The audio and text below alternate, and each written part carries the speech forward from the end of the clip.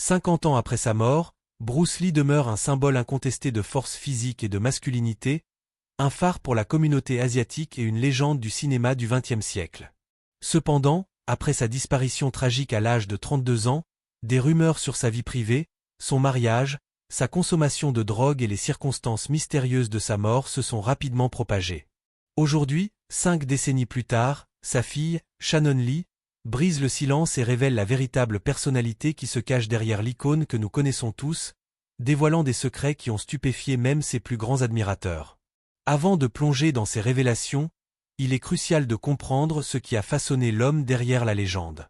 Comme le souligne sa fille, il existe un aspect bien plus profond à son héritage, un héritage que le monde peine encore à saisir pleinement. La jeunesse tumultueuse de Bruce Lee. Bruce Lee, né Lee Jun-fan, a grandi dans un environnement de chaos et de lutte. Fils d'un célèbre chanteur d'opéra cantonais, Lee Ho-chuan, et de Grace Ho, une femme d'origine eurasiatique, Bruce n'a pas eu une enfance facile. Ses parents ont émigré en Californie pour une tournée en 1939, et Bruce est né à San Francisco le 27 novembre 1940, obtenant ainsi la citoyenneté américaine. Mais alors qu'il n'avait que 4 mois, la famille Lee retournait à Hong Kong, juste avant l'attaque brutale du Japon sur la ville en 1941, plongeant la famille dans les horreurs de l'occupation japonaise. Pendant la Seconde Guerre mondiale, le père de Bruce a vu sa carrière s'effondrer, et la famille a lutté contre la pauvreté. Ces difficultés ont marqué le jeune Bruce, le poussant à se retrouver fréquemment dans des altercations avec des gangs locaux. Cependant, malgré sa nature turbulente, son père a vu en lui un potentiel immense. Il a donc pris la décision de lui offrir une formation en arts martiaux, en l'envoyant sous la tutelle du maître légendaire Ip Man pour apprendre le Wing Chun. Bien que Bruce ait d'abord été rejeté à cause de son ascendance mixte, il n'a jamais cessé de se battre pour prouver sa valeur. Sa détermination, sa discipline et son talent ont fini par lui permettre de se faire un nom, et à 18 ans, il était déjà un compétiteur redoutable dans les tournois de boxe de Hong Kong.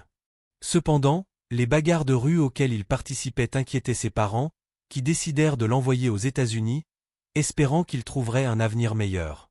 Arrivé aux États-Unis. En Amérique, Bruce Lee s'est plongé dans divers aspects de la vie, allant de l'éducation à l'enseignement des arts martiaux. C'est là qu'il créa sa propre école d'arts martiaux à Seattle, où il commença à faire parler de lui, attirant des élèves en quête de son savoir. En 1964, sa réputation grandissante le mena à être invité à démontrer ses compétences lors des célèbres championnats de karaté de Long Beach, où il fit une démonstration mémorable de son fameux coup de poing d'1 pouce. Cependant, l'histoire de Bruce Lee ne s'est pas faite sans défi. En 1965, il a affronté le maître Wong Jackman dans un combat épique, un duel qui allait marquer l'histoire des arts martiaux. En sortant vainqueur de cette rencontre, Lee affirma sa légitimité et ses compétences, et sa réputation grandit encore. Le mariage interracial de Bruce Lee avec Linda a été un acte courageux à une époque où de nombreux États les obligeaient à se marier en secret.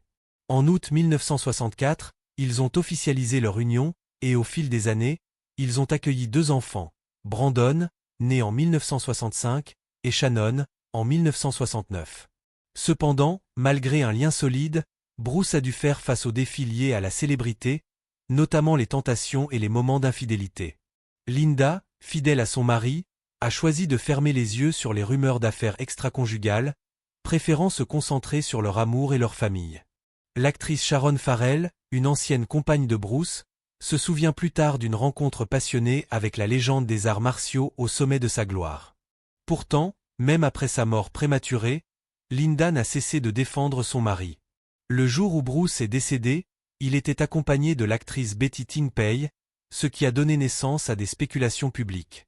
Mais Linda, dans une lettre sincère, a réaffirmé l'amour profond qu'ils partageaient, rétablissant la vérité face aux récits sensationnalistes. La tragédie a frappé à nouveau en 1973, lorsqu'une réaction allergique a coûté la vie à Bruce, laissant Linda dévastée. Toutefois, elle s'est engagée à préserver son héritage et a publié une biographie intime en 1975, qui a inspiré le film Dragon, l'histoire de Bruce Lee en 1993. Brandon, le fils de Bruce, a suivi les pas de son père en devenant artiste martial et acteur. Après le décès de son père, il déménagea avec sa mère et sa sœur à Seattle. Malgré quelques succès dans des films comme Legacy of Rage en 1986 et Rapid Fire, c'est sur le tournage de The Crow en 1993 que la tragédie frappa de nouveau. Le 13 mars, Brandon perdit la vie à l'âge de 28 ans, tué par une balle réelle dans une arme supposée chargée à blanc.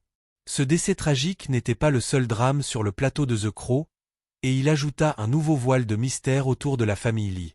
Mais malgré ces pertes accablantes, les membres de la famille ont continué à honorer l'héritage des Lee. Shannon, la fille de Bruce, n'avait que 4 ans à la mort de son père. En grandissant, elle chercha à se rapprocher de son héritage à travers les arts martiaux, en étudiant le Jeet Kune Do avec des anciens élèves de son père. Bien qu'elle ait choisi de ne pas suivre une carrière d'actrice très médiatisée, Shannon a trouvé sa voie comme productrice, actrice et entrepreneuse. Elle a également milité pour la sécurité des armes à feu sur les plateaux de cinéma, tirant des leçons de la perte de son frère. Shannon a également créé la Bruce Lee Foundation, une organisation à but non lucratif dédiée à la préservation de l'héritage de son père, en organisant des camps d'été pour les jeunes afin d'apprendre ses philosophies et perfectionner leurs compétences en arts martiaux. En 2003, Shannon accueillit sa propre fille, Ren, et bien qu'elle se soit éloignée des projecteurs, elle continue de maintenir l'héritage des Lee vivants.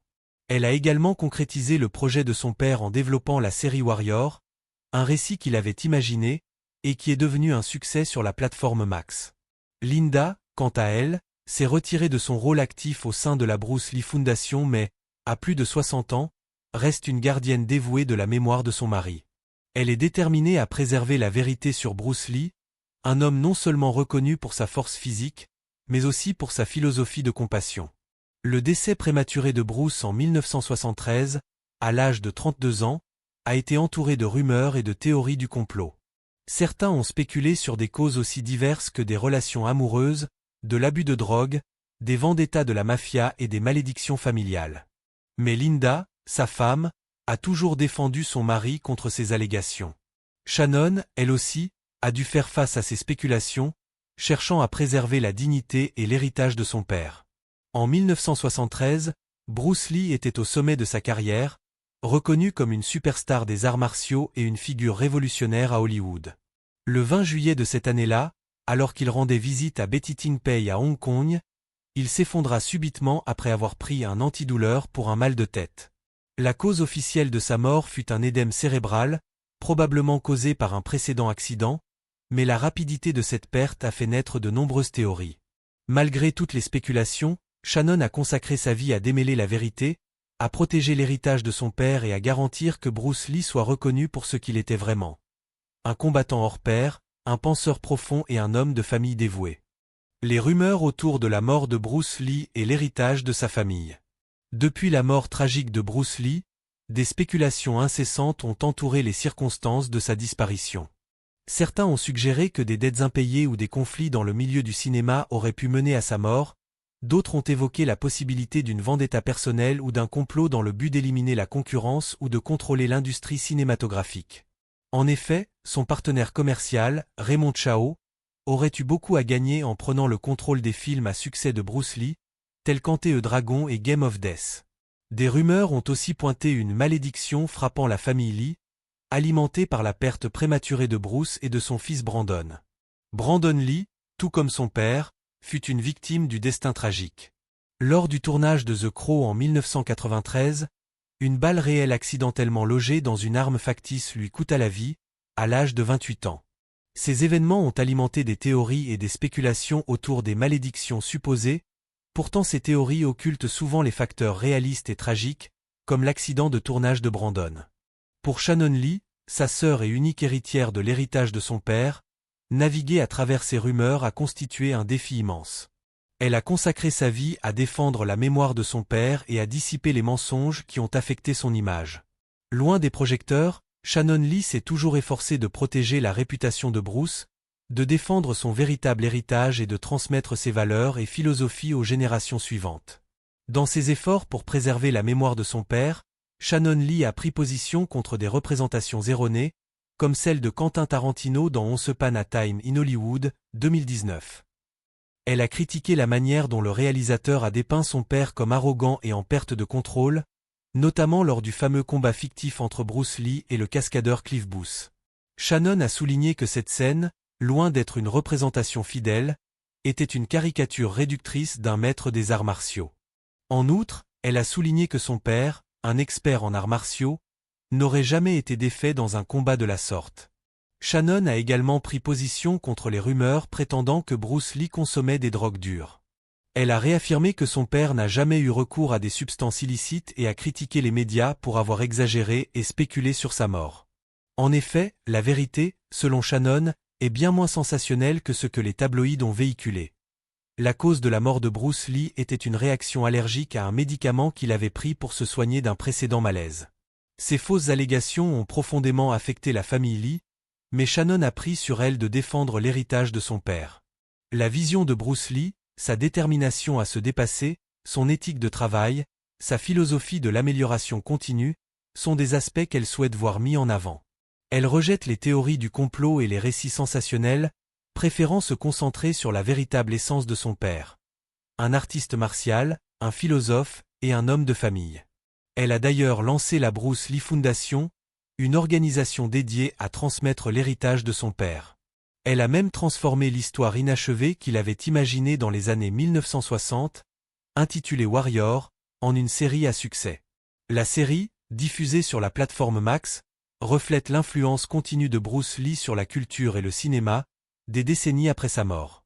Alors que Shannon poursuit son travail de préservation de l'héritage de son père, elle exprime sa préoccupation pour les générations futures. En effet, au fur et à mesure que ceux qui ont connu Bruce Lee personnellement disparaissent, des récits déformés risquent de prendre le pas sur la vérité. Shannon, cependant, se montre inflexible dans sa mission. Défendre l'héritage de son père, le partager avec le monde et transmettre ses enseignements aux nouvelles générations. Ce travail de mémoire, qu'elle considère comme un devoir sacré, assure que Bruce Lee reste une figure vénérée pour ses réalisations, ses compétences exceptionnelles et sa philosophie intemporelle. Malgré le passage du temps et les rumeurs persistantes, Shannon Lee se tient ferme pour faire respecter la vérité et préserver l'image de son père, comme un homme dont l'héritage continue à inspirer de nombreuses personnes à travers le monde.